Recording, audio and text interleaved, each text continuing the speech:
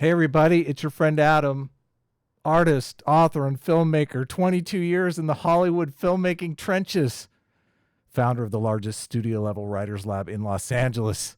How do you guys like my new intro? It's pretty cool, huh? You didn't know I was a big shot, did you? I'm here with Isaac. The name of his channel is Ask Yourself, and I'm here with Tom Jump. I've debated Tom Jump, and I've debated Isaac on objective morality, which I think we kind of have a three-way Mexican standoff here, because I think we could all, I think we all have completely different positions. Tom Jump and I are both moral realists. We believe there are moral facts. Isaac is a moral subjectivist. And now these two are going to have a bit of a debate. Do you want to introduce yourself a bit, Isaac, before we start? Well, I just would add subjectivism doesn't entail that there aren't facts. But yeah, I mean, I have a YouTube channel. It's Ask Yourself. I make videos about, philosophy. Main topic is animal rights. And I also like stuff like this, like general moral debates. Cool. Tom, you want to introduce yourself? And Sure. I'm Tom. I do debates and stuff on my YouTube channel, where I debate mostly about the existence of God. Please leave Adam's channel and go to my channel. It's much better, much more interesting. I think our last debate was on modern day debate on the Modern Day Debate channel, which was good. We had a good spicy exchange. So hopefully Who won? Me, obviously. Oh, Are I you won. kidding me? I completely destroyed him. It was so obvious. I don't know these debates. I don't know. Sometimes I don't feel like they change anyone's mind. They're a lot of fun, though. I have fun with them. So who wants to begin? I think you, Isaac. You guys were talking about terms. I will. Yeah. I'll begin by saying something. Oh, we were talking about an unrelated topic. We were talking about epistemic justification theories. Okay. So I'll start, but not by necessarily just taking the offensive here. So I'm not actually sure if Tom and I disagree. I'm not sure exactly what his position is. So unless you object to this, what might be easiest is just for you to describe your position. And if it strikes me as strange, I'll give you some kind of critique. And if it doesn't, then I'll just say, I agree with you.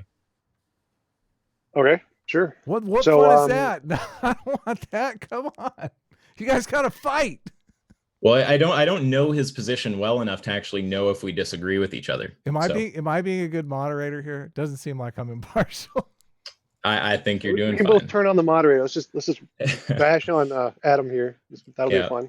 So go ahead. I won't interrupt. Hey, we can both tag team defeat him on veganism after, right? We're both vegans here, aren't we? Yeah, exactly. There you go. What have I got myself into? Holy shit. So yeah, exactly.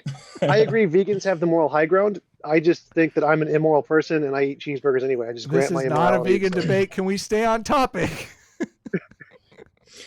All right. So give me your moral view. All right, so I believe there's objective morality, by which I mean a morality that is true, independent of opinion. So it's like gravity. It exists as a part of the universe in a sense, and no one's opinion matters. They don't care. You don't get an opinion. You don't get to think it's wrong. It's true whether you like it or not. Objective. So it's an existing thing independent of opinions. And my grounding for this is kind of like when Newton saw the apple drop. He saw this as an observation, and he tried to describe the observation as best he could to create a model of what is just accurately portrays what he saw. And I'm trying to do the same thing. So just like he saw the apple drop and he created a mathematical description of what that is, I'm looking at our moral intuitions and our answers to philosophical dilemmas in the problem of ethics.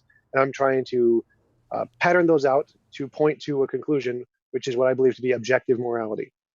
Now, the fact that we have the intuitions doesn't make it objective. That's just the way we know. That's the epistemic grounds of how we know about morality.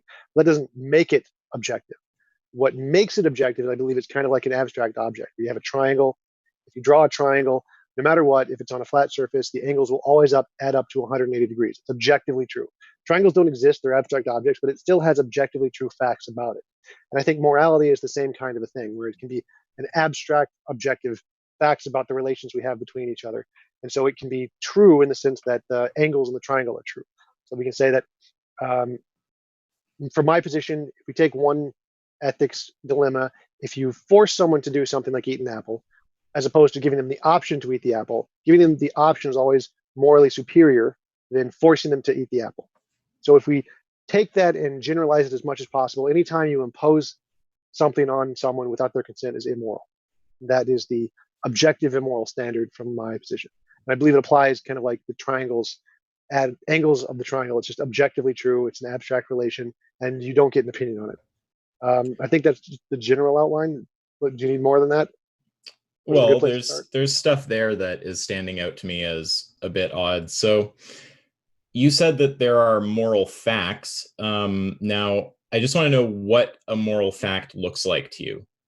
So could you give an example of what you think is a particularly stable moral fact? Killing babies is wrong. And what does it mean to say that it's wrong? It moves us away from the best of all possible worlds. That is standing out to me as just that moving babies takes us away from the best of all possible worlds? Yes.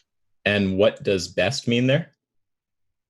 The world with the least imposition of will, or no imposition of will.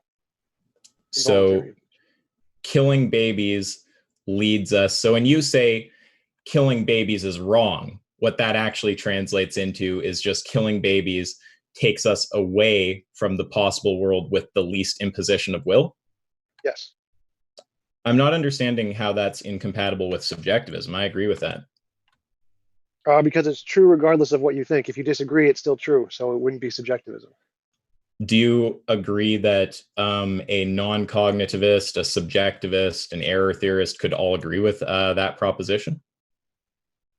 I'm not sure how, because if they agree with that proposition, that would mean the opinion of any individual person on it would be irrelevant, and so it wouldn't be a form of subjectivism.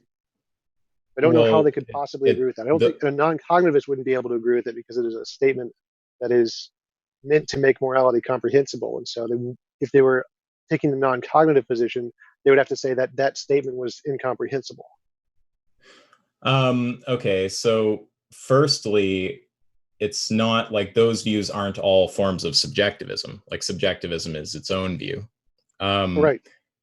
But what I guess I don't understand is why you think that, for example, let's just say an error theorist wouldn't be able to accept that proposition. Like, do you think that an error theorist doubts that if we avoid murdering babies, that's going to move us towards less imposition of will?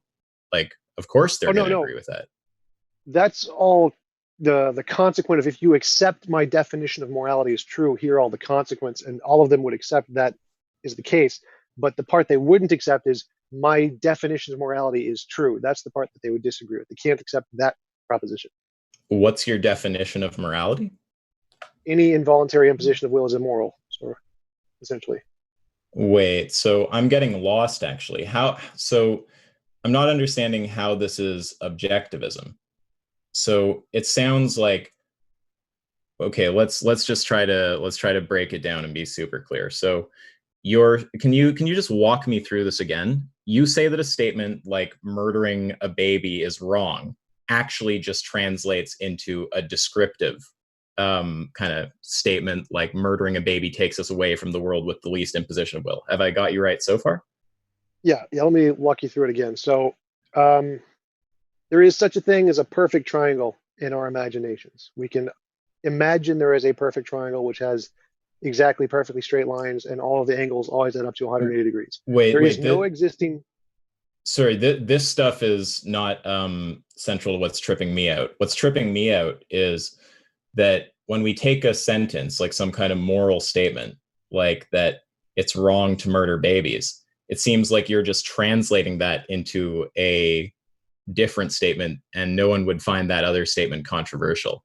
So you're saying that you understand that an error theorist and a non-cognitivist and a subjectivist will all agree that what you take that proposition to mean can be objectively true, but they're just going to say that you think they're just going to tell you that you're misinterpreting what moral statements are about?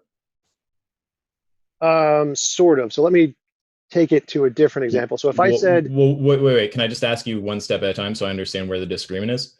So if we say the statement that avoiding murdering babies moves us to the possible world with the least imposition of will, you understand that that's a statement that a subjectivist and an error theorist and a non-cognitivist can all agree with, right? Right. That's the consequence. So if we grant my premise that killing babies is wrong, then this would follow from that. Yes, but that's not the part they would disagree with. That's Wait, not, what do you mean if we grant your premise that it's wrong? All you mean by it being wrong is that it's an imposition of will, right? They're not going to disagree with that. It just seems kind of trivial. No, Because that's I mean, not if all you, I mean by it. That's a consequence of it. So right, let me but use if a you, different example. okay, If I sure. just define morality as the world with the most bananas, and if I define morality as the world with the most bananas, then anything we do to produce the most bananas is moral. I mean, obviously, the error theorists and the non-cognitivists and the subjectivists will all say, yes, we can understand that you've defined morality as the world with the most bananas, and if we do this thing, it produces the world with the most bananas. But they're going to reject the first claim that morality is the world with the most bananas. That's the part they disagree with. They say they're not going to grant that is true. They're just saying that's true for you. You believe that. Now, I'm saying Okay. that isn't the case. I'm saying this is true whether you like it or not. It's not just for me, it's also for you, whether you care, whether you believe it, whether you recognize it. It is true that the Well, world with the most bananas, wait a second. But is the world with the most bananas thing equivalent to like your position saying the world with the least imposition of will is the yes, best possible world? Right. yes, But is that just, are those synonyms? Is the world with the least imposition of will and the best possible world, are those synonyms? yes. So it's just a tautology. Everyone's going to agree with a tautology. You're just saying A is A. I grant it. How does that refute subjectivism? Right. That's just the consequent. That's not the justification. The What do justification of you why wait? What this do is you? Sorry, one objective. second. When you say consequent, I take it that we're talking about an implication. P implies Q. What is P and what is Q? Right. So if I say P, morality is any involuntary imposition of will is immoral, therefore Q, the best of all possible worlds, is a world with least imposition of will. Yeah. But Okay. that's So not the part of that's not the point of the argument. That's just the consequent of the argument. So if we wait, but grant P, then Q. But the point of the argument, why it's objective, why I'm arguing this is the correct definition of morality, is I'm saying that just like Newton looked at the apple drop and he made an inference from induction to try and describe what this um, thing was causing the apple to drop. We see morality, we feel it intuitively, and we have moral progress. And when we plot these out like on a line graph, what does this point to? And what I'm arguing this points to is the best of all possible worlds with least imposition will. But that's the part that makes it objective is when we plot out all the information we have, does that point to the best of all possible worlds? So is the objective fact here that the best possible world is the world with the least imposition of will? No, the objective fact is that the morality should or is defined as the best of all possible worlds with the least imposition of will. So you just say morality means world with least imposition of will. Yes. Those are synonyms? Yes. Okay, Because so what we have you're saying evidence. is, well, wait, but this is a trivial position. This is silly. All you're saying is that the world with the least imposition of will is the world with the least imposition of will. I agree. I don't see how it's a critique of subjectivism. Right. So going back to my banana example, now that's just my definition of morality. So I could just define morality as anything I wanted to. Right, I could and all say you'd be morality saying is the world with the least bananas is the world with the least bananas, and everyone would right. agree. It's just a tautology. It's That's trivial. not the argument. The argument is how did I get to that definition? So the point that makes it objective is how did I get to that definition, and can other people also get to that same definition by some kind of a methodology? Like if we say, why is gravity objective? The reason gravity is objective is because there is this phenomenon that we can experience, and using a certain methodology of math, Newtonian or Einsteinian, we can all get to the same conclusion about what this thing is. Okay, we need to be That's why really it's objective. methodical and precise here, because I think that I'm not sure that anything is being said here really. It sounds like you're saying that the objective moral fact is that the best possible world is the world with the least imposition of will, right? Yes.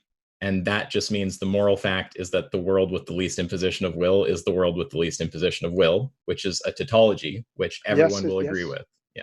Yes, which is not the point of the argument. That is all a tautology. You're right. None of that is the argument. Well, okay, so then the challenge would be what's the part I'm supposed to disagree with as a subjectivist? Right. So again, going back to the Newtonian example, he could say gravity is the thing that Wait, makes stuff but fall. Tom, instead of giving me an example, tell me what the example is supposed to establish. Then if we need it, you can give it. What are you trying, like, if you're saying that the objective fact is that the best possible world is the world with the most preference satisfaction or whatever it is, that's just saying, like, all that best possible world means to you is world with the most preference satisfaction. All you're saying is A equals A. So that's just a tautology. That's what anyone could accept with any view. So my question to you, if you want to give an example, totally fine. But what is the thing that you're saying is objective that a subjectivist is going to disagree with? Because you understand that is not something a subjectivist is going to disagree with, right? Right. You're right. Okay. That is tautology. I totally agree with that. So you're confusing the conclusion with the methodology to get to the conclusion. Wait, but So, tell me what is the objective fact, right? What's the objective thing that I'm supposed to disagree is objective as a subjectivist? so the conclusion is objective, and you're supposed to disagree with, is the method that I use to get the conclusion actually indicative of what's the truth? So Wait, I think what? let me go with the example. I don't. For you. So, Wait. I need to understand that before you go into an example. I just want to understand what you mean. So well, yeah, we both. I think I need the example to try and explain that. Okay. Well, I'm willing to hear it out, but I just want to make sure we're clear what we're talking about right now. So you're of course, if you're going to argue something that contradicts with subjectivism, some objectivism, it's supposed to conflict with subjectivism. There's got to be something, you would agree, right? That there's got to be something you're saying is objective that a subjectivist can't say is objective, right?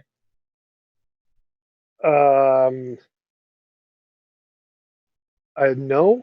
I mean, they could say anything is objective. I don't think that would contradict subjectivism. I think the point of the contradiction with subjectivism is that they could say it's not objective. If they can say it's not objective and be right, Subjectivism entails not objective. So there's something that the objectivist is saying is objective and the subjectivist is saying is subjective, right?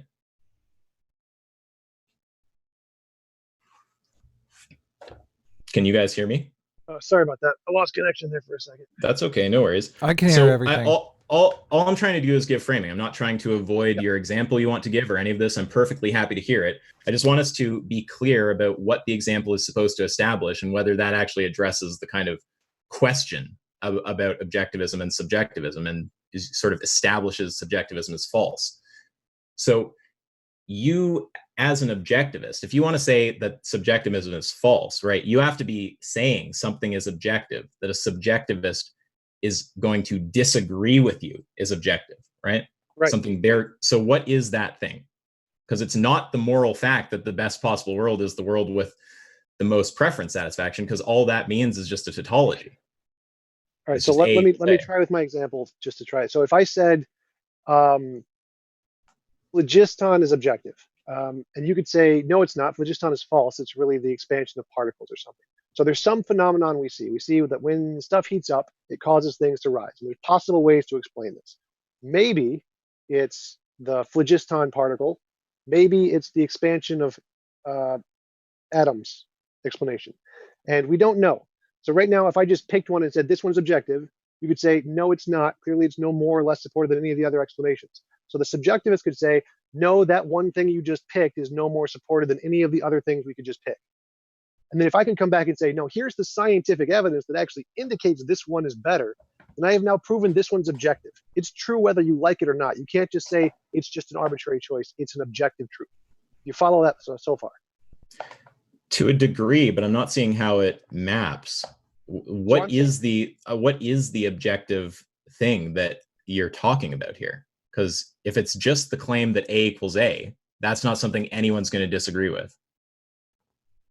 Yeah, I gotta try and work out this. So there is something we observe, some event or phenomenon we observe, and I'm claiming there is an objective cause to that phenomenon.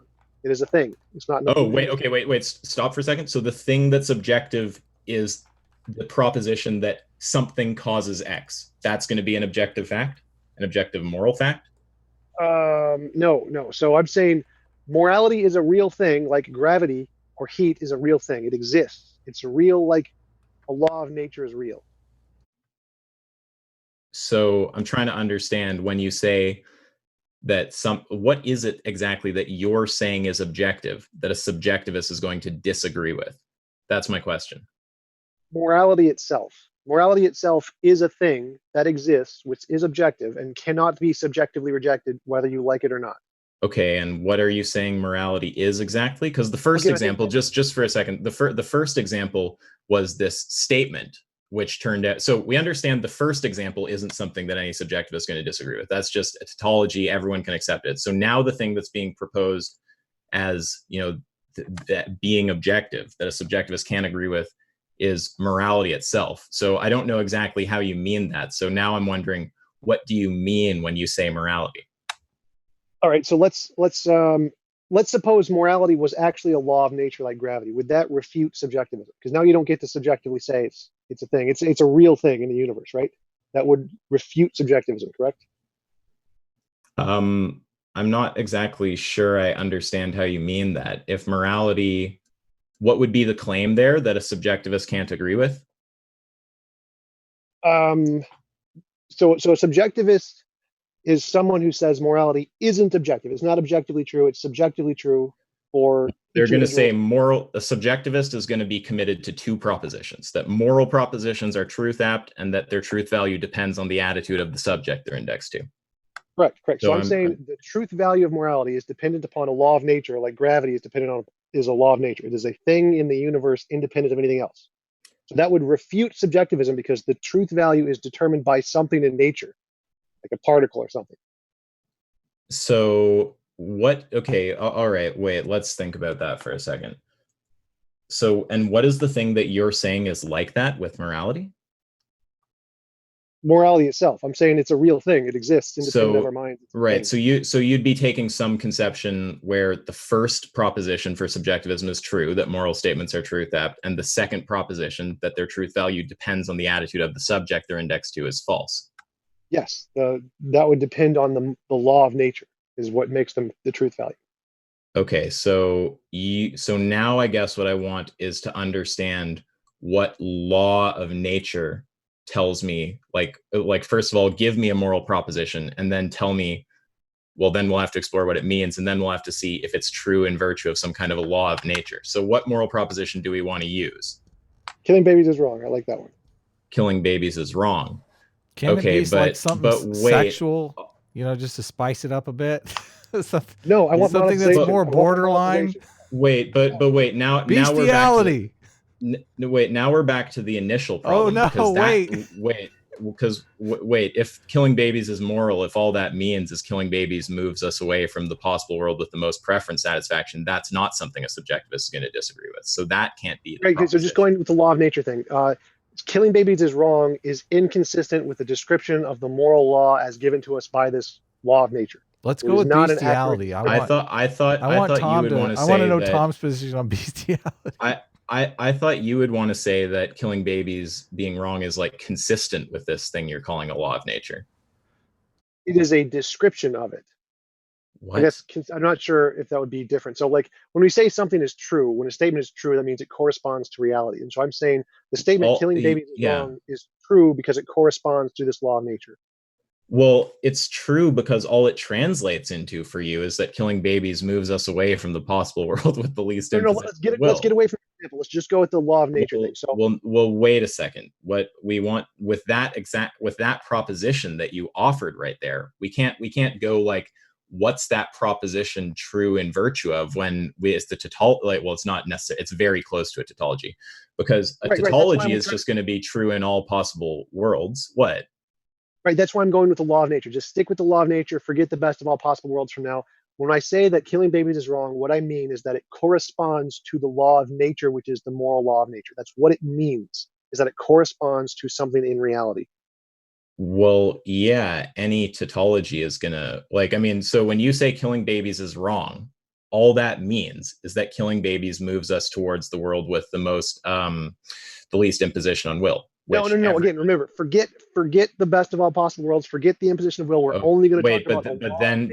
But then we're back. Well, wait. But I need to understand what the sentence means in order to then talk about whether it's an instance of some law of nature or something, right? So if you're going to say the sentence doesn't just mean that killing babies moves us away from the world with the least imposition of will, then I need you to give another meaning for it. And then once we have a meaning for it, then we can proceed along to whether it's, got something to do with the law of nature. So right, what does the that meaning sentence is that mean? it corresponds to the law of nature. So the meaning is purely that it corresponds to the law of nature. That's the only meaning it has. Wait, but what does it mean to say that killing a baby is wrong? What does wrong mean there? That's just the law. Well, the law of nature. It just corresponds to the law of nature. That's all. Wrong. So killing the baby. Well, correspond. no. Wait. So the sentence means killing the baby is the law of nature. I mean, Yes. Well, so that doesn't sound like what anyone means by wrong. Like, what's a sentence like that even mean? Killing the babies is the law of nature. What's like, if you want to tell me what that means, go crazy. I think I've lost you here. So I'm saying that morality can exist like gravity can exist. Wait, but you're filibustering a little bit. What I want you to do, right? I've got a clear sentence on the table. We're trying to be precise. The sentence is killing babies is wrong. You want to talk about some law of nature, something. I'm all down to do that. But first I need to know what the sentence means. So I'm asking you what the word wrong means. Immoral in this context? Okay, sure. What does the word immoral mean? Because all this is doing is, I think you're just begging the question for your view here. But what's immoral mean then? If wrong means immoral, then what's immoral mean? You can't like kind of conceal what it means forever, right? Conceal. Wait, 1 second. Conceal there isn't supposed to sound like you're doing something. That's fine. I don't care. So I would say it does not correspond to the law of nature. That's what wrong means. If true and right means does correspond to the law of nature, wrong and immoral means does not correspond to the law of nature. Okay. So the sentence "killing a baby is wrong" means killing a baby does not correspond to the law of nature. Okay, cool. And then what's the law of nature? That's the hypothetical I'm using to try and explain to you what objective morality means. Well, yeah, all I need to understand is what the law of nature refers to, because I'm still trying to understand what the sentence "killing a baby is wrong" means to you. So I understand it means killing a baby is, I forget your exact wording, but it roughly means killing a baby is out of line with some law of nature or the law of nature or a law of nature, whatever you said. So I'm just wondering what that law of nature is. Well, can we first agree that if there is a law of nature and this sentence can correspond to it, that would then refute subjectivism if this was all true? Does that I'd have to even think about that for a second. It probably depends. It depends what the sentence means. So yeah, I think that I understand that you want to get it set up so that you can, get subjectivism if this works out. And I don't want to like deny that to you, but I can't actually tell you if it's going to refute subjectivism or not if I don't know what the words in the sentence mean. So remember, what's it mean to say subjectivism only entails the two things that you suggested. The second one is that the truth value is entailed by the subject, essentially, right? Yeah, the truth value, yeah. So if the truth value is in anything else other than the subject, then it can't be subjectivism, right? Yeah, if for some reason moral propositions are true, even if they don't accurately capture our attitudes, then that sounds like it's going to be objectivism. I mean, that sounds like you're getting rid of the second proposition in subjectivism. Right. So if morality existed like gravity exists, subjectivism does not apply to gravity. You can't say subjective or gravity is true dependent upon the subject, because it's not. It is objectively true. So gravity refutes subjectivism. And so if a law of nature exists like gravity, which is the moral law, then it would also refute subjectivism in the same way gravity does. Yeah, I'm inclined to say yes to that. Yeah. So what is the law of nature then? That was the whole point of my using the law thing. So the same thing would apply to things like the triangle. Like if we draw a triangle on a piece of paper, the angles will add up to 180 degrees. That's true independent of the subject. You don't get an opinion on that. That would also refute subjectivism. Right. But 1 second. So what I want to understand though is what is this law? So I don't actually believe there is a literal law like gravity. I think it's an abstract object like a triangle. So I'm trying to move from the example of the law to the abstract object and to show you that can still be objective. So wait, so by law you actually mean that it's an instantiation of an abstract object or something? No, the law was just an example just to show you how you can refute subjectivism by making no, but 1 second.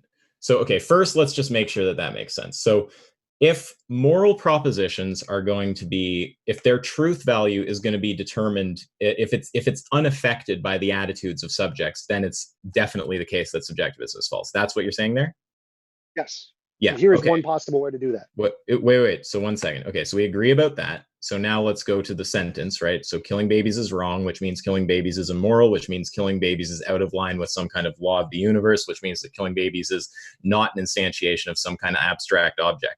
So what is this like law of the universe or abstract object that's concealed? Again, I don't mean the word badly, but that's concealed under all these layers of like different words. Well, again, so that's the part of how do we get to the conclusion. So my point is just right now, I'm just trying to show you that. So here's an example of how we can get past subjectivism. We just need the moral statement to be true, independent of opinion. Yeah, we agree that if one of that, yeah, right, just work with me here. So one way to do that is if there is a law, if there is a physical part of the universe that determines the truth value, then it is true, independent of opinion. That's one way to get something to be true, independent of opinion. Now, there's another way to do it, and that's with abstract objects. Like a triangle, if you draw a triangle, it will always add up to 180 degrees, the angles. That is also true, independent of opinion. But triangles don't exist. They're not a part of the universe, but they can still be true, independent of opinion. So triangles also refute subjectivism. Are you with me so far? I don't know about the statement triangles refute subjectivism because I'm not convinced abstract objects exist. But if you want to, but what I have to say though, I'm finding it like mildly frustrating that you're moving away from the question, right? So the question. No, I'm moving towards the question because your question is missing the point. You're missing the point completely. So I've got to walk you there step by step. Wait a second. No, you don't get to just declare I'm missing the point if I start a line of questioning that you have trouble with. So the line of questioning that we were on before you moved, right, was we asked, what does the sentence killing a baby is wrong mean? It means killing a baby is immoral. What does killing a baby is immoral means? It means killing a baby is out of line with some kind of law of the universe. What does killing a baby is out of line with some kind of law of the universe mean? It means killing a baby isn't an instantiation of some kind of abstract object. So I'm asking you what you think you're saying there. What do you mean by law of nature or abstract object? What is the abstract object? What is the law of nature? Again, so let me try to explain this again. So no, wait, Tom, I have to say, I'd lose interest completely if someone tries to dodge a line of questioning. Do you want to answer? I'm not dodging anything. You're questioning. Okay. What is the question, Isaac? Well, wait. Yeah. So the question is, what is the question? What's the law of nature? Can you rephrase it? Gravity is gravity. What do you? That's a dumb question. No, you can give a mathematical description of gravity. What's the law of nature you're referring to? And if you want to take time to think it through, and we can do like a round 2, like I'm easily reachable. You can also find me in the Discord. What I'm not sure that I understand your question, Isaac. What are you saying? What is the moral law of nature? What exactly are you specifically saying? So you're gonna have to track your way through these sentences. Okay, Adam. So here we go. So he says that it is killing a baby is wrong. Okay. What does that mean? What does it mean to say killing a baby is wrong? It means killing a baby is immoral. Still don't really know what that means. Yeah, so I asked, exactly. What does it mean? Right. Okay, good. So I asked, what does it mean to say it's immoral? He says, well, it means killing a baby is out of line with some kind of law of nature. Okay. Right. So I'm asking about what that law of nature is. And you did say something further about. You're asking for a mathematical description of that law of nature. No, it doesn't necessarily need to be describe. Well, gravity you could describe. You'd say masses are attracted to one another. But I don't want you to make it seem like I'm setting some kind of unfair bar. Like no, mathematical I don't think you are. Sounds kind of like. I mean, I'm not expecting him to start delivering like the moral algebra. I just want to I just want to understand what the sentence means. But right? if we say what is the law of gravity? Can you just wait? Just hear me out for 1 second, because I want to make sure you understand the point here. So I'm trying to understand what, on Tom's view, the sentence killing a baby is wrong means. It means killing a baby is immoral. Still don't know what that means. It means killing a baby is out of line with some kind of law of nature. Okay, but what's the law of nature? So I'm waiting for him to answer that so that I can make sense of the original statement that killing a baby is wrong. I agree. What's the law of nature, So Tom? if you asked Isaac Newton, what is gravity, and he gives you the equation, that doesn't tell you what gravity is. It just is a description of gravity, right? I would disagree. I would say the description is telling you what it is. Yeah. You don't think wait, I have a question. Surely a description is telling you what something is. Yeah, that's literally the whole point what of a description. No, because Newton never said what gravity was. Okay, well, if you want to take a fringe view on description, no, this isn't a fringe view at all. Newton, wait, you don't think it's a fringe view on description to say that descriptions don't tell you what things are? Oh my god. Are you honestly going to tell me that's not a fringe view on description? Stop. Newtonian mechanics describes gravity. It tells you nothing about what gravity is. It doesn't even try to. I mean, does that not make sense to you? Okay, so there's two things that are standing out to me. So the first is that it's crazy that you're not conceding that this is a radically idiosyncratic view on description. Okay, everyone understands a description to be some kind of to be telling you what something is. I mean, you must have a radical understanding of description. And then the other point, because that's just a side point. That's almost just a tangent based on you saying one sentence that I had trouble with, right? The main point is that we have this sentence: killing a baby is wrong. I ask you what it means killing a baby is immoral. I ask you what that means. It means it's out of line with some kind of law of nature. I ask you what that law of nature is, and you can't tell me. So if you have an answer to that question, I'm happy to continue. If you can't, I think that's the debate. So first thing, you're confusing epistemology and ontology. Descriptions do not tell you ontology. It doesn't happen. So just that was the first. No, I want any kind of description at all of what you're talking about. I just want you to tell me something, give me anything, give me a synonym or something. Just let me know what you mean by law of nature. You're trying to say right now that you don't have to give me any explanation of what that means? Law of natures or laws of nature. I don't know what exactly you're asking. I can describe the law of nature. I can describe how it operates. So saying any involuntary imposition of will is immoral, that describes the law, just like Newtonian mechanics describes gravity. Like wait. Parallels one for one there. Yeah, I don't know what you're talking about. I'm just asking. Yeah, I'm just asking what the law is. So okay, if I ask you what is gravity, how would you answer? Oh, I'm not a physicist, but they'll give you some kind of equations that describe like how, bodies move towards each other based on size or something. All right, so if that's what you want, I can give you the same thing, and I can say the law of nature is that killing babies is wrong. Killing babies is bad. Wait, but the what law is that? Is the description? Yeah, but wait, so are you just saying that killing babies is bad means killing babies is bad? Because then you're just back to a tautology. No, I'm saying killing babies is bad does not correspond to the law, because the law specifically says killing babies is bad. Wait, but if the law is just the proposition killing babies is bad, okay, so when you say killing babies is not corresponding to some kind of law, you're just saying that there is somehow some law out there that says killing babies is bad. Okay, that's just what I take it to mean to say killing babies is not in correspondence with some law. What's the law? That is the law. That's like gravity. What is gravity? Gravity so you're saying in reality. So your claim is that killing babies is out of line with the law, that you shouldn't kill babies? No, I'm saying killing babies is a thing that exists like gravity. It is in the universe. It exists. Yeah, killing babies exists. Yep, I agree that killing babies exists. No, the law that says killing babies is a thing that exists. What do you mean the law? What do you mean by the law? Exactly what I mean when I say gravity. No. One second. You don't get to make any random descriptive statement and say it's an instantiation of a law, right? If I say like my speaker makes noise, right? It's not like that's a law. Like what law are you talking about? How come we can describe gravity that exists, but we can't describe this moral law that exists? I don't want to dogpile him. We can. This is my channel. We can dogpile Tom. Come on.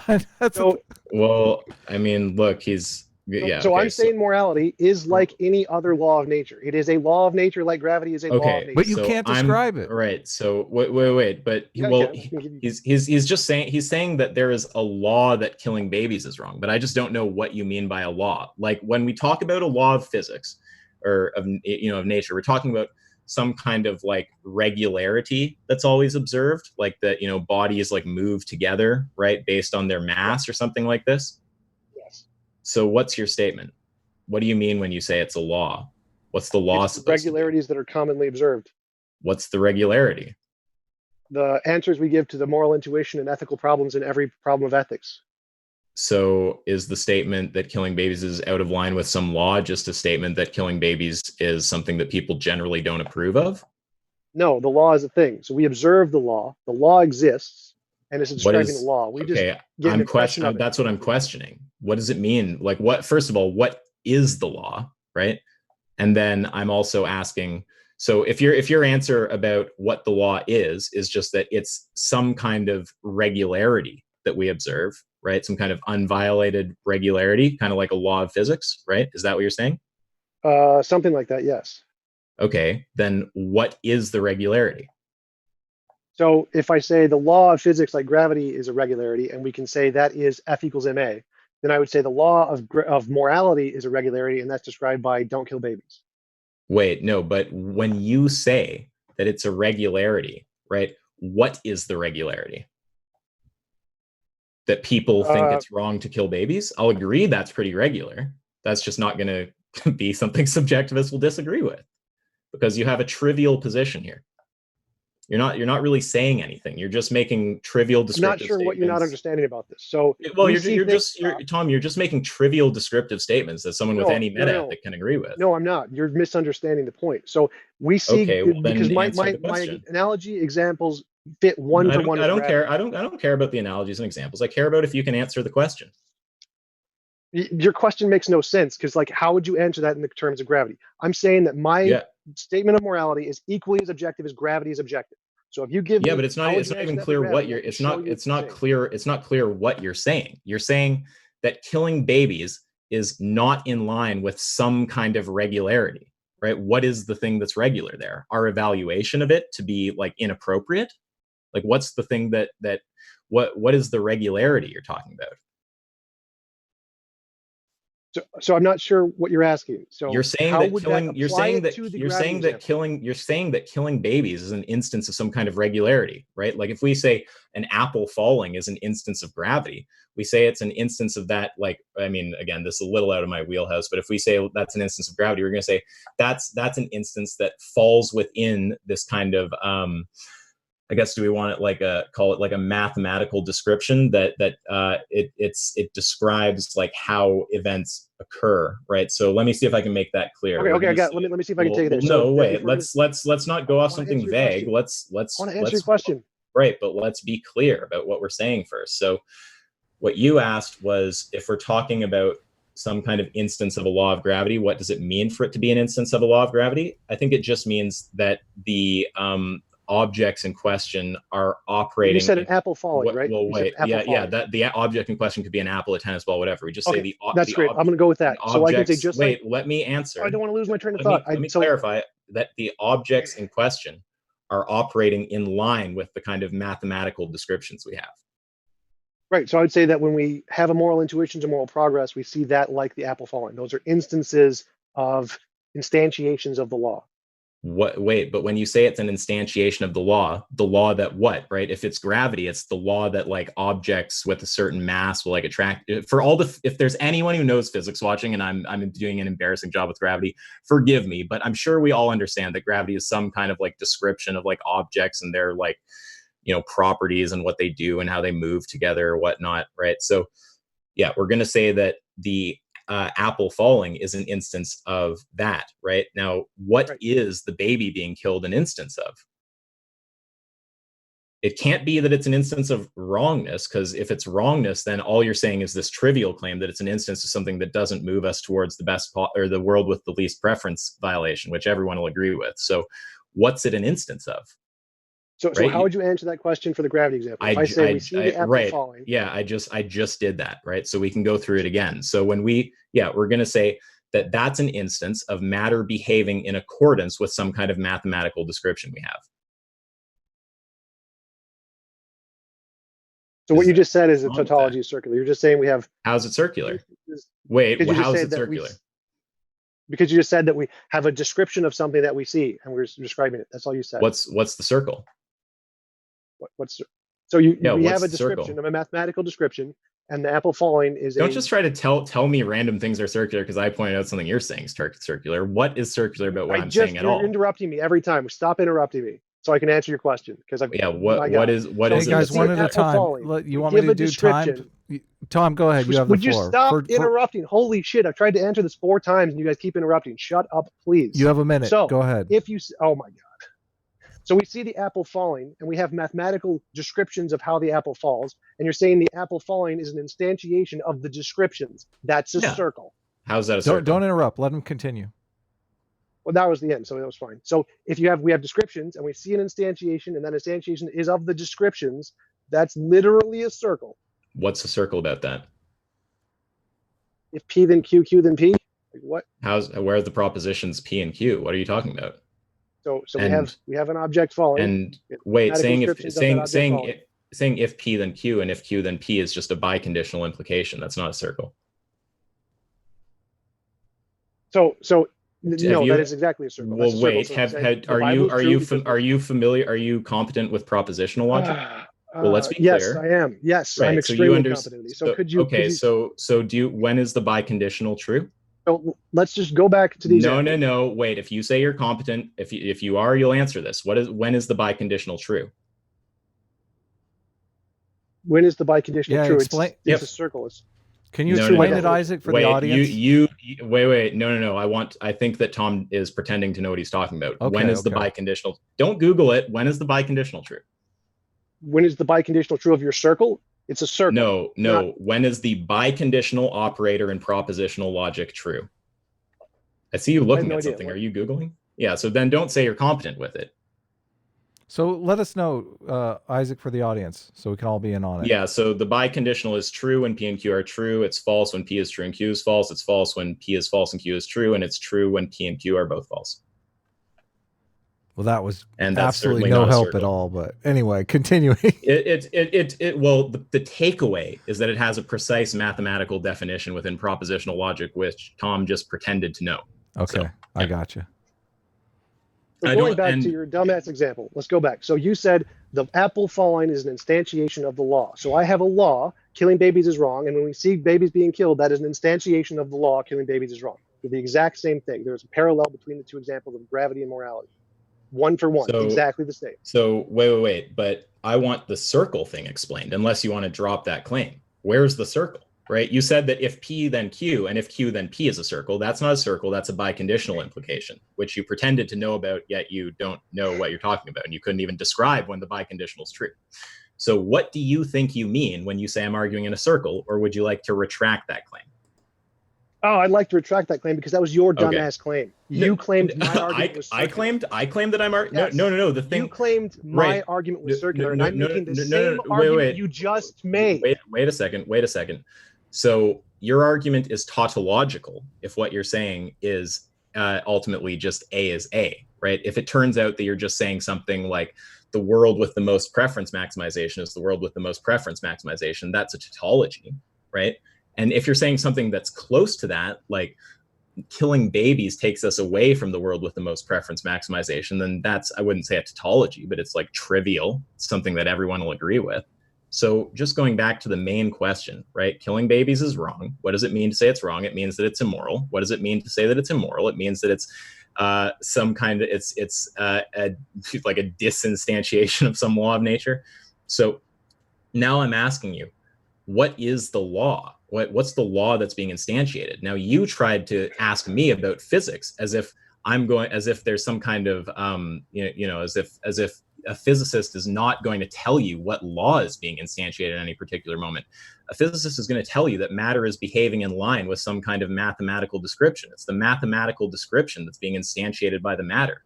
What is the thing that's being instantiated by not killing a baby or by killing a baby, whichever you choose? Right, and every time I give you that answer, you say it's circular, just like I claimed what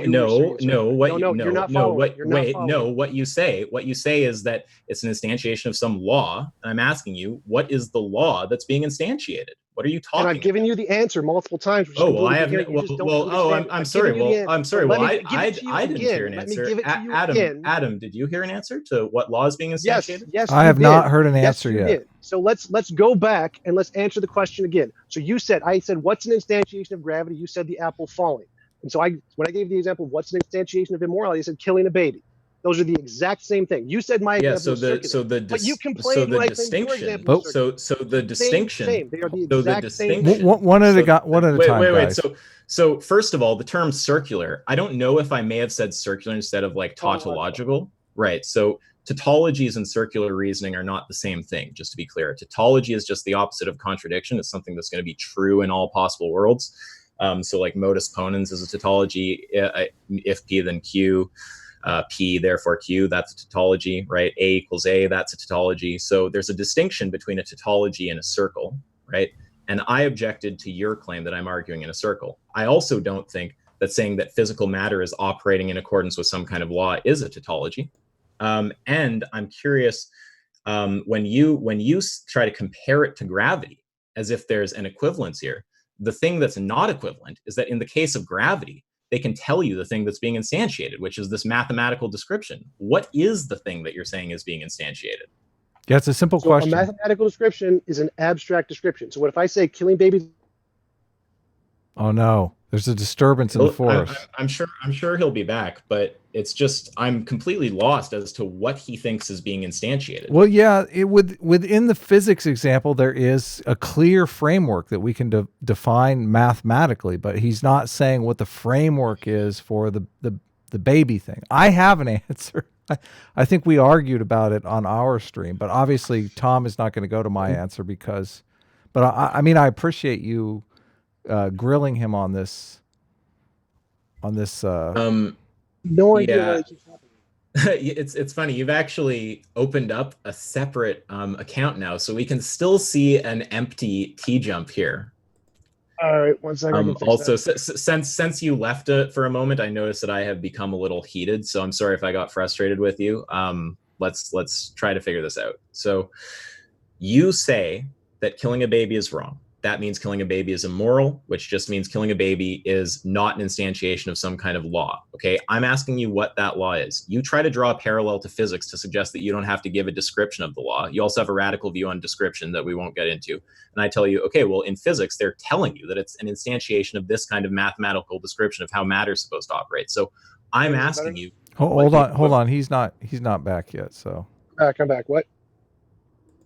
Okay. So, I was saying, you said that. Wait, but you're just trying to take the lead now. I want to. So what I'm asking. Well, wait, but I hold on one at a time, guys. Go ahead. So, right. So what I was asking you was just what is the law that's being instantiated? Yeah. So when I asked you what is the law when we're talking about gravity, you said it's a description, a mathematical description. So I have a mathematical description, and that's what gravity is. And so I can say killing babies is wrong is equivalent to the mathematical description. It is describing the law. Wait, no. So when we say that an apple is falling, we just mean that it is described by our mathematical equations. What is the thing that killing a baby is described by? What's the law that's an instantiation of? Right? A physicist could say the apple is an instantiation of the law of gravity and give you some kind of equations about the law of gravity, right? So I'm asking you to tell me what the baby being killed is an instantiation of and give me some kind of like description of it so I understand what it means. Just saying an instantiation of the moral law is pretty vacuous. I don't know what that means. What do you mean by moral law? Those law? Literally mean the same thing. They're equivalent in description. So the description given what two things mean the same thing? The mathematical equation describing gravity is exactly equivalent as a description as the description that when we say killing babies is wrong is exactly a description of the moral law. Those are exactly equivalent examples. So wait, the baby being killed is supposed to be an instantiation of a law. The apple falling is supposed to be an instantiation of the law. The apple falling is the instantiation of the law of gravity. We can give some kind of description of what that is mathematically. The baby being killed is some kind of instantiation of a law of morality, right? And I'm asking, what is that law of morality? Just like we could ask, what is that law of gravity? And you could give some kind of mathematical description. What is that law of morality? So the sentence, when we say killing babies is wrong, is a description of that instantiation, just like the sentence in math, F equals ma, is a description of the apple falling. Wait, so let's keep the analogy tight. When the apple falls, it's an instantiation of gravity. Gravity can be described by some kind of mathematical equation. When the baby is killed, it's an instantiation of some kind of law of morality. That law can be described as, and then you fill in the blank. The sentence, killing babies is wrong. So killing babies is wrong is an instantiation of the law that killing babies is wrong? No. The baby being killed is the instantiation. So the baby being killed is like the apple falling. There's a physical event Yes. occurring. Yep. That's the analogy. Yep. Then we have a description of the physical event, which is a mathematical symbols F equals ma. This is just a written Wait. No. down. No. Wait 1 second. So the event is the baby fall, or the apple falling, the apple being stabbed, or the baby falling. Okay. That's a joke. I'm just kidding. Okay. So that's the event, right? And the event is supposed to be an instantiation of some kind of law, right? So in the case of physics, we'll say it's the law of gravity. And in the case of morality, we'll say it's the law of morality. We're agreeing so far? Yes. Okay. 100%. Now gravity can actually be described, right? You can give some kind of mathematical equation, right? Other than just saying gravity is this apple falling. If the only example we had was the apple falling, it would be completely unclear what it means to say the apple falling is an example of gravity if gravity just means the apple falling. So I'm asking you to give me some description of what the moral law is that isn't just saying the moral law, or that isn't just saying the thing that the baby getting stabbed is an instantiation of. Oh, so you want like a more general example? Okay, so the F equals no, ma. not an example. Not an example. I want some kind of description.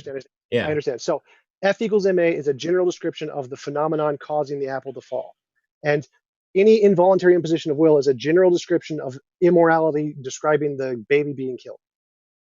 Right, but I don't know what you mean when you say it's an instantiation of morality, right? So I'm trying to get you to track me through this. So we say that the event is an instantiation of some kind of law, and then we give a description of that law. Okay, so the apple falling is an instantiation of gravity. Gravity, let's describe it with what? Force equals mass times acceleration. Again, if I'm butchering the physics, I'm sorry to anyone who knows the physics. Now, in the case of the baby being stabbed is an instantiation of the law of morality, and the description of the law of morality is any involuntary imposition of will. Yeah. So right. So if all you're saying is the trivial claim that the baby being stabbed is an instantiation of the involuntary imposition of will, no one's going to disagree with that. A subjectivist is going to agree with that. I don't see how that conflicts with subjectivism. Remember, the gravity claim defeats subjectivism, and my claim is exactly the same as the gravity claim. So we have three parts. We have there's a law. Do you think wait? Do you think that a subjectivist is going to disagree that a baby being stabbed is an instantiation of like will of what did you say? It's an instantiation of preferences not being maximized, or do you think that a subjectivist is going to disagree with that statement? No, they're going to disagree that it's a law, that it exists independent, and its truth value is independent of subjectivism. Wait. When you say that it's a law, they're not going to if all you mean by it's a law is that it's an instance of an involuntary imposition of will, they're not going to disagree with that. No, that's not what I mean by it at all. So again, okay, you have well to then try what do you mean by it? like you would for the gravity example. Well, so no. What do you mean then by law? Exactly the same as what we mean in the law of gravity. So we have three things in the example. Right. We've been through this. The gravity, what we mean is there's some kind of mathematical description of how matter behaves, right? And we say that the apple falling is an example of that. So what you're saying is that the baby being stabbed is an example of an involuntary imposition of will, right? So the involuntary imposition of will is the mathematic. That's the F equals ma. Those are the same thing. Right. So is anything that is anything that is an instantiation of any other thing a law in your view? No, it's only a law if there's something in reality causing it to be an instantiation of that thing. So when you say that there's three parts of this analogy. The first is there is a law of nature that exists in the universe. The second is there's things that happen because of this law in reality. Wait, but what do you think you mean by law of nature then? Exactly the same as what I mean the gravity law. There is a thing that exists in the universe which is this thing. Well, wait, with gravity, I thought we meant that this is just a description of how matter behaves. Okay, so gravity is the bending of space-time. It is a physical thing that exists in the universe, and we describe the bending of space-time with equations, usually Einstein's general relativity, but Newton's is close enough, so we can just use that as part of the example. So there is a thing in the universe that exists, which is gravity. It is the physical bending of space-time. It exists. It is a real thing, just like you and me, it exists. And then this thing causes other things, like the apple falling. So instantiation of the gravity. And then we have a description of what that is, which is the math. The math describes the space-time. The space-time exists independently. The math doesn't care about the space-time. The math is just describing the space-time. So what is the law then? The law is the thing that exists. It's the bending in space time. Yeah, but in the moral case, what is the law? It's a law like gravity. It's a thing that I'm claiming exists in the universe like gravity does. Yeah, but you're not describing it. What is it? So the description is like the F equals ma, and the description of this law would be any involuntary imposition of will. That's the description of it. But that's just any involuntary imposition of will. That's not even like a proposition. That's just a noun, like involuntary, or as well, it's got, obviously an adjective in there, but that's just some when you say the involuntary imposition of will, that's just a thing. Like, I mean, are we going to say that like computer is a law? It's describing what the law does. It's a description of what the law instantiates. So it's like the F equals ma describes what gravity does. But with gravity, the law is something, it's like a proposition. It's like, can we just get a proper description so I can stop butchering what gravity is? What is it that objects of some kind of mass like move together or something like that? No, gravity is the curvature of space-time. Wait, 1 second. So, no, 1 second. Let's just... That's like objects of mass attract. Is that what you're looking for? Yeah. Yeah. So some kind of, so it's easy for me to make sense of once we get it as a proposition, right? So gravity is like, if we want to say it's the proposition that like, some proposition about how objects like move together based on their mass or something like that, then I'd understand that. But matter attracts matter. Right. But if you just said the law is matter, I'd be like, wait, but that's not a statement about how things happen. That's just, you're just saying like a thing, right? That's like a noun. So what is the law supposed to be? Because if you tell me the law is just like shoe, I'm not going to really know what you mean, right? If you say the law is just involuntary imposition of will, like, I don't know what it means to say that's a law, right? Gravity, you get some kind of proposition about objects like moving together. So what's like, make it into a proposition instead of just a noun. Something like, so involuntary impositions of will means one thing is interacting with another because it's an involuntary imposition. So that's like the two objects attract. Those, I don't see why you don't see a connection between those things. Well, involuntary imposition of will is just a thing, right? It's like the involuntary part is an adjective, but it's just an adjective and a noun, right? So it's not like a proposition. So if we say, all right, let me try. So if I say object B. One at a time, guys. 1 second. If I say like flying lotus or something, right? Like that's not a law. That's just a noun with an adjective. Right. So right. if you say involuntary, so surely you'd agree that you have to modify away from saying the law is involuntary imposition on will, right? Because that's just got some noun and like an adjective. We want some kind of proposition. The law would be anything that imposes on someone else's will. That's also just like a noun. That's just like saying the law is tiger. It's like saying two objects attract. So it would be one object imposes on another object. Wait, it wasn't a proposition though. That was a proposition. You're equivocating between things that are and aren't propositions. If it's a proposition, I'll be able to make sense of it. Could you make it into a proposition? Proposition 1, two objects attract. Proposition, morality proposition, one object imposes on another object. Okay, those are both propositions. So the law is that one object imposes on another object. Yeah, imposes involuntary restrictions of will, yes. Yeah, so I would agree that objects impose involuntary restrictions on each other. Like if I'm an object and you're an object and I like involuntarily do something to you. Right. Okay. Yeah. So that would just be the description, just like the saying gravity objects attract. This one would be morality. One object involuntarily imposes on another object. That would be the description of the law. Yeah, if the law is just some like trivial kind of descriptive thing, like that impositions of will occur or something, like no one's going to disagree with that. It seems like a trivial position. So how is that any more or less trivial than saying objects attract? Well, I mean, I think that the reason we'd say the gravity stuff is less trivial is because we have the math and we can, make a bunch of sense of a lot of things out of it. But the thing that makes me want to call this trivial particularly is that it's something that anyone with any ethic can agree with. Like you're putting this forward as a version of realism. And I don't want to be the realism police. Like if you want to just say this is some like hyper minimal kind of realism, like, okay, that's fine. But it's just the thing that's trivial is just like you're making a claim that no one's going to disagree with. Everyone's going to agree that there are impositions of will. An error theorist is going to agree. A subjectivist is going to agree. So I just don't see like what the challenge to subjectivism is supposed to be. Well, remember, everyone's going to agree that we see objects fall. The claim is that there's one description that is right and all the other descriptions that are wrong. F equals ma is right, and the other ones are wrong. So I'm saying that my description is right, and the other ones are wrong. Yeah, I think that anyone with any moral theory is going to be able to say that it's an accurate description of reality to say that there are involuntary impositions of will. I don't see how that's a problem for subjectivism. The point is like which one is the right description of that thing. So yes, I agree. Description of what thing? Sorry, you lost me. Description of what thing? So we see the phenomenon. We see apples falling. We see impositions of will. They occur.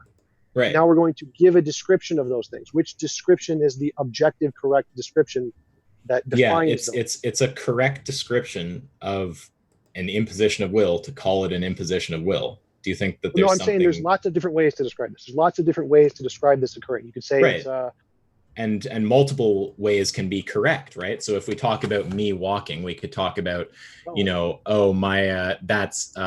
shirt is moving from point A to point B, or like my feet are moving from point A to point B. There's like a bunch of things that are of descriptive statements we can make that are true there. That's where the disagreement is. I'm saying no, there cannot be multiple correct ways. There can only be one correct way. Like there can only be one correct way to describe gravity. Wait a second, but you're saying the only correct way to describe the stabbing of a baby is that it's an instance of an involuntary imposition of will? Sort of. So there's only one correct way. Because why could I not say it's an infant of a child being made to suffer or something like this? There's other things you could say about that. I don't see why there'd only be saying the same thing in a different way. That would be a tautology or in a class. Wait. What would be a tautology?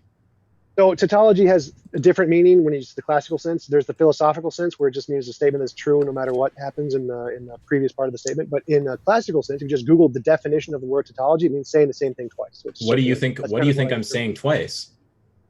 If I say a baby is being stabbed, which is an involuntary imposition, and you say what did you say? Something about it. I just pointed out that there's other descriptive statements we could obviously make about that. Right. So that would just be saying the same thing. So in the case of what I'm arguing is why would it be saying the same thing as what? Okay, so if I say that's a child being made to suffer, what is that the same as saying? That it's an involuntary imposition of will. Those would be like those are not synonymous. One is saying that the child is suffering. The other is saying that their will is being imposed on. Okay, if you wanted to classify those as different, the moral I could also one would only be mine. I could also say it's a child having its skin pierced with a piece of steel, or I could say it's an instance of atoms of like this element entering atoms, a cluster of atoms of this element. There's a ton of descriptive statements I can make about that. It would be insane. It would be insane to say only one descriptive statement is possible here. That's ludicrous. Only one descriptive statement corresponds to the moral law. Okay, and the moral law is just that there are involuntary impositions of will? No, the moral law is a thing like gravity exists. It's like the bending of space-time. It's right, part of but we reality. need to be clear about it. What is the moral law, right? I thought the moral law, you said, could be described as, first you tried to describe it as just like a noun and an adjective, or you're like involuntary impositions of will. All of my descriptions were the same. I just want to clarify this. All of my descriptions were the same. When I say involuntary imposition of will, they simply were not. They simply were not. No. There is a huge distinction between a proposition and something that's not a proposition. So I can explain this. Can you please stop so I can explain? There is a distinction. There is a distinction. All right, guys. One at a time. Break it up. Break this up. Come on, guys. This is just silence. Logic 101. This is just Logic 101. A proposition, not there's a difference between things that are and aren't propositions. No, not till you grant this. There's a distinction between a combination of like a noun and a verb, or a noun and an adjective, and a proposition. Do you understand that? No, I'm not even going to grant your position. No, go away. So wait. Oh, now, wait. So wait. as I'm You want? going Okay, to wait. But explain you're taking a radical view on logic and linguistics if you say that. No. I'm not even addressing your question. I'm just saying I don't give a shit about what you're saying. Wait. Well, wait. No. Wait. Position. I warned you at the start. When people do that, I'm done with the debate. You can answer the question if you want to continue. continue. Ad hominem. Because I'm not going to let you strawman my position. I have to explain my position. Don't leave yet. All right. Yeah. No. We have a bunch of questions. Maybe we can move on. It was so I'll just right. So I guess if he wants to guys, answer the question. guys. Look, it's Dave Rubin. Guys. Well, wait a second. Guys. If you want to not answer the question, that's fine. But you're taking a radical view. No, I want to answer the question, but I need to accurately represent my position. No. Well, then you need to acknowledge you are misrepresenting my position. There's a distinction between a noun. Hey, one at a time. Let's just no. There is a distinction. Hold on, Tom. There is a distinction. Isaac, you have You've 1 already minute. said this. Isaac, You've already said this. And why are you repeating yourself? Because I'm looking for a concession. Now stop speaking. No. I want an answer. Everyone stop speaking.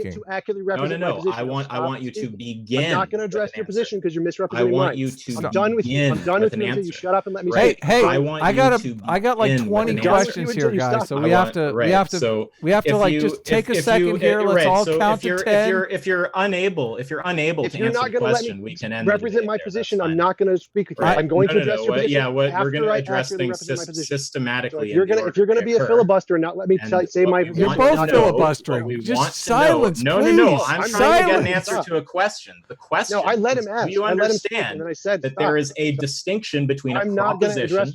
Silence. Because you know, just like when you pretended to understand propositional logic.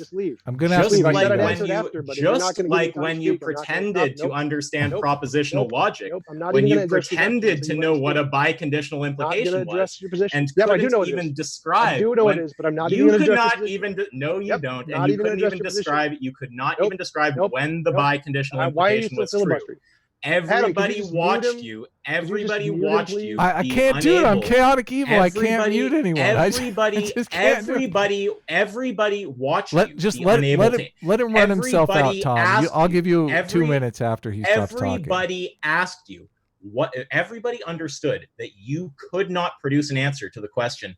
When is the biconditional implication true? It was very obvious that you were pretending to understand propositional logic. Well, I'm just going to mute him. Let him.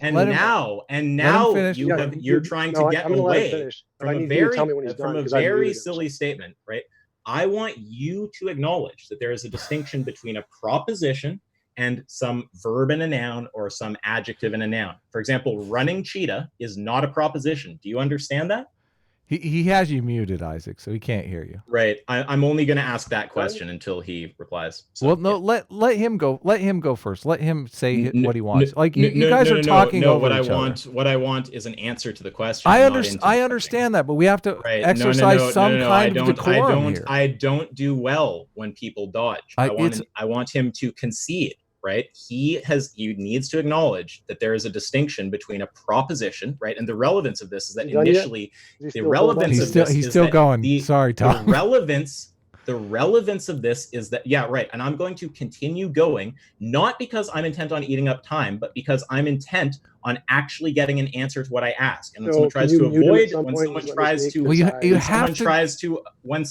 to avoid answering, I'm going to make the point and ask for an answer until I get it. Okay, I'm asking him if he understands. He's still going, right? I mean, you're going to have to mute him. If he understands that there's a distinct. If I'm muted, I'll leave. If there's a distinction between a proposition and the combination of a verb and a noun or an adjective and a noun. The relevance of this question is that when he first put forward his supposed law of nature, Adam, he's not going to stop. I think, just a verb and a noun or an adjective he has and a noun. To breathe, Tom. And then later it was a proposition. So it's important that he acknowledge the difference. So do you acknowledge the difference? Okay, Tom, go ahead. You have the floor. Speak your mind for 20 minutes. Do you acknowledge the difference? Do you acknowledge the difference? My position I'll try 5 more times. Isaac, try please. number 1. He's still going. Do you acknowledge the difference? Isaac? He's not going to stop. Try number 2. Do you acknowledge the difference? Stop. You're going to have to mute him. Try number 3. I can't do it. I'm chaotic evil, man. I can't mute somebody. Try number 4. I muted him. I know you did, but he's just like. Try number 5. Do you acknowledge the difference? You got to understand how good this is. Man. Okay, this is like... so T-Jump has clearly dodged the critique. If he ever wants to provide an answer, I'm happy to debate him again. Well, don't leave, Isaac, because we have like a dozen questions here from the chat. I mean, if you want to go right to the chat, that's fine. But I'm not allowing him to speak further until he answers the question. So if you want him... Well, then I'm going to leave, right? I expect an honest conversation. I expect an honest conversation where questions are answered. The second that's not happening, I have no interest. He's still going, right? I don't know how can we have an honest... if you won't even stop talking... He could answer the question. He's being dishonest. He's being completely dishonest. And he could answer the question. Hey, Isaac, he could answer the question. Isaac, so answer the question. Isaac, stop. You got to mute him. Answer the question. Tell You're dodging.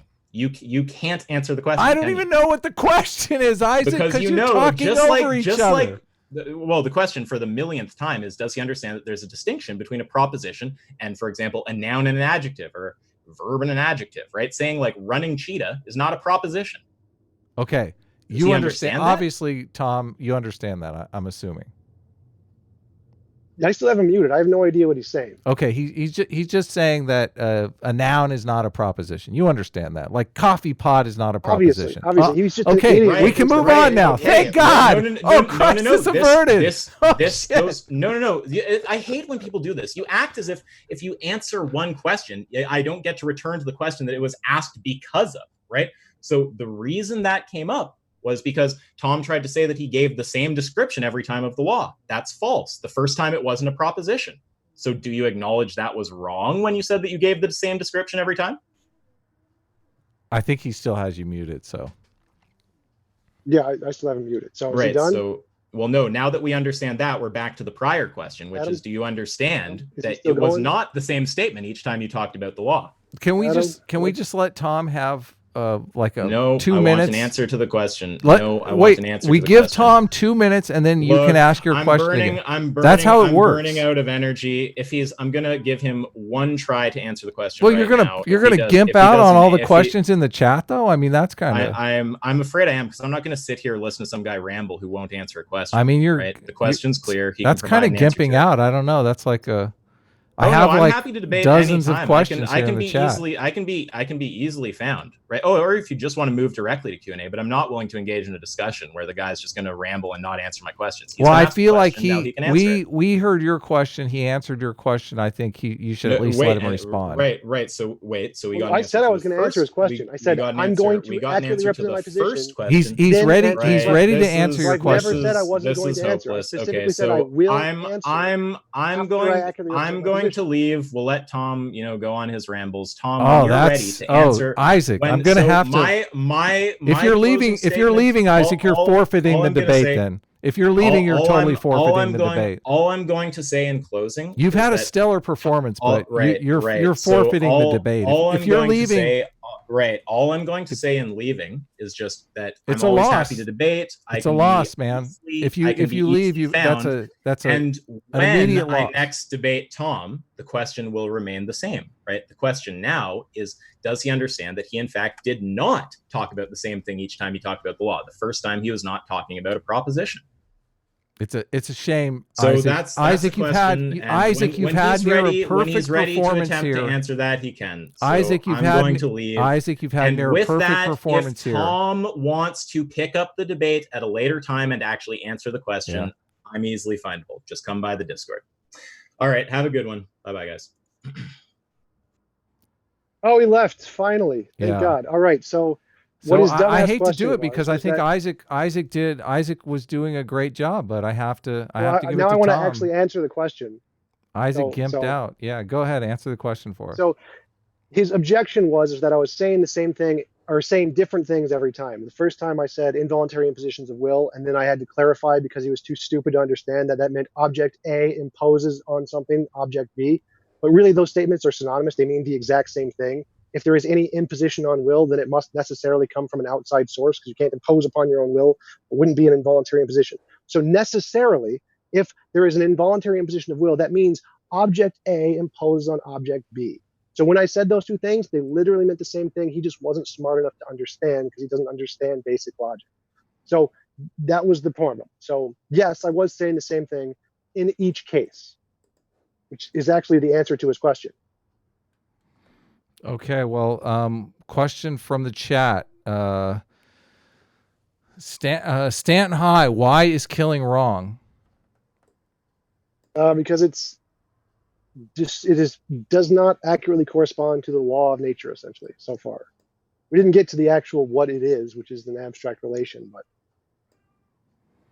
but question for Tom. If morality is like gravity, would that mean that people always gravitate towards the choices that they perceive will lead to their will not being imposed upon by others? in general, yes, because even gravity is universal. We can fight against it. Like we can jump, we can build spaceships and go away from each other. So we can oppose the law. It isn't absolute in every possible case, just like we can oppose gravity. That was Guildmaster Skarma. Pragmatic culture.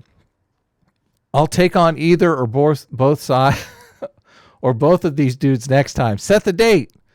I had a couple of super chats from Pragmatic Culture too. I don't know that I will have Ask Yourself on my channel again because of his kind of like childlike behavior. I mean, he gimped out. He totally gimped out, man. I thought to be honest with you, Tom, I kind of thought he was destroying you, but I mean, in the end, I have to give it to you just because he took off like a little baby, like a little bottle baby. Yeah, he like a little triggered bottle baby. I'm sorry, and he's messed up my thing. I'm trying to fix it as I'm doing everything else. Writer John Buck says, another question for Tom. Is my saying pink elephants an involuntary imposition of will in creating the concept of pink elephants to be imposed in your imagination? Ooh, interesting question. No, because you weren't actually causing the pink elephant. The pink elephant is actually caused by biology. So you could say biology imposes involuntary impositions, but not your statement of pink elephants. All right. And I will get to your super chats, Pragmatic Culture. I'm sorry. And I don't have eyes on the chat now while I'm reading these. So Guildmaster Skarma says, what type of living things qualify for morality? If animals are qualified to be moral, why can't plants be qualified too? This question can go to either debater, by the way. Well, I'm changing Isaac's title here to loser as we speak. So, I would say anything that's conscious, anything that has consciousness can be moral, because by my definition, immorality is an involuntary imposition on will. So it has to have will to be a moral actor, a moral agent. So anything with consciousness, I would say, could qualify as a moral agent. And Caffeinated Tweaker says,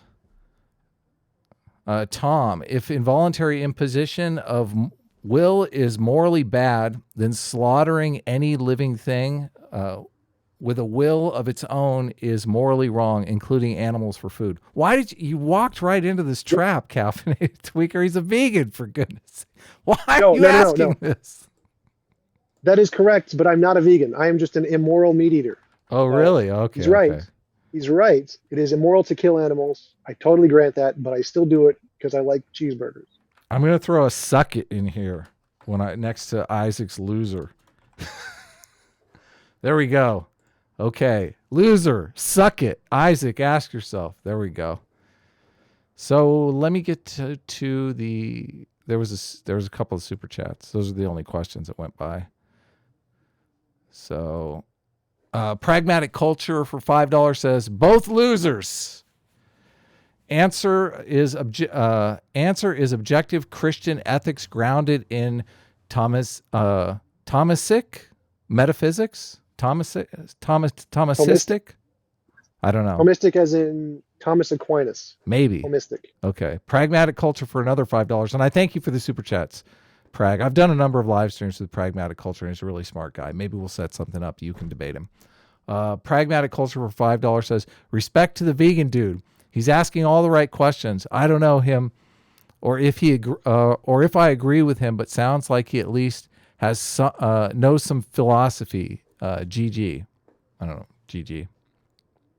Good game. He did ask the right questions. He was asking good questions. He just didn't understand my answers. That was the problem. Right, but he's a big sourpuss. I don't understand it. It's like, why did he run off to his safe space? Why couldn't he just, like, it's super easy to zip it for just a second. I mean, I do these debates all the time, and I mean, I debated you, Tom, and you didn't answer any of my questions. I didn't give a fuck. Come on. What? Which questions didn't I answer? I review. Let's not relitigate it here. Him's sake for $2 says, is this what happens when soy goes sour? I have to say yes. This is exactly what happens when soy goes sour.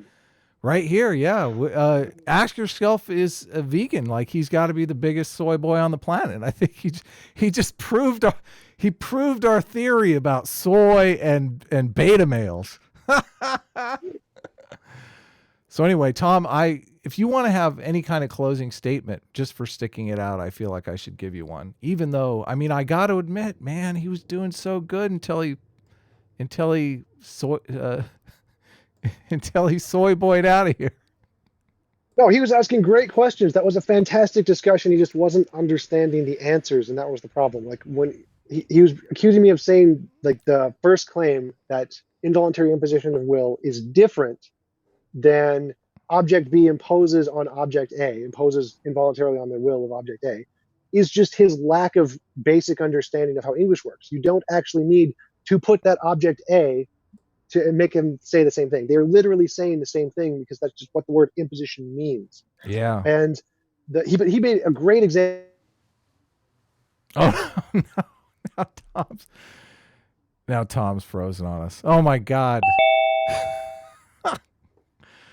Well, maybe I have no idea what happened, but damn it. Oh, you're back. You're back. I can see you. I think that's just too much processing power crashing my freaking internet. I don't know. Bits or something. Plug that internet in. But go ahead. Go ahead with what you were saying, and we'll wrap up here. So my analogy is that I was comparing the law of gravity, which refutes subjectivism because its truth condition is not based off of subjective values. It's based off of something that exists in reality. I was saying that exists in reality, gravity, law of gravity, which is the curvature of space-time. And I was saying there could exist something like that for morality. It just exists in reality, and it instantiates things. It causes things to happen, just like gravity causes the apple to fall. We can say it causes, like, babies being killed to be wrong. And then we can describe that. We describe the apple falling with a mathematical description, F equals ma, or E equals mc squared, or the Einsteinian version. And we can describe the baby being killed as an involuntary imposition of will. Now, all of these are an exact parallel. He kept arguing, oh, no, that's circular. Well, if it's circular in my case, then it's necessarily circular in the Newtonian case. So it's obviously not, unless you're going for the deep philosophical Agrippa's trilemma or something. So every one of his objections that he applied to my example would necessarily apply to the law of gravity example because they're one for one the same. He just didn't understand that math is an abstract description, just like my statement, involuntary impositions of will is an abstract description. It's not the actual thing in itself. He was confusing epistemology and ontology. But he was doing a really great job asking questions, and it really helped me to clarify my position pretty well. So I really appreciate him coming on. I just wish he would not pull his head out of his ass a little bit, so he just let me answer and try to understand a little more. Well, I'm going with the soy hypothesis. I mean, this guy just needs to lay off the soy. You know, too much of that soy milk, I think, in the morning. So, but we'll go ahead and leave it there. Obviously, I'm curious your thoughts on this in the comments below. I was having a lot of fun. I think I have debated both Tom on this subject, so you can refer to our debate if you're interested to hear more. And I have had a discussion with Isaac when, I guess, on a day that he actually had taken his medication or something like that, because it actually went rather well. So you can check out both of those videos here, and I'll go ahead and leave it there. You want to say anything in closing, Tom, or are you good? Thanks for watching. Thanks for having me on. Thanks for Ask Yourself for coming on. It was a great conversation. Yeah, and his links for everyone are in the description. So take care, everyone. Have a great night, and we will see you later. Actually, you know, I think I have another debate lined up tomorrow. So, but I think actually it might be with Ask Yourself and Tom and somebody else. I think it's Ask Yourself and writer John Buck. So I don't know if that's going to happen or not. We'll see. To be continued.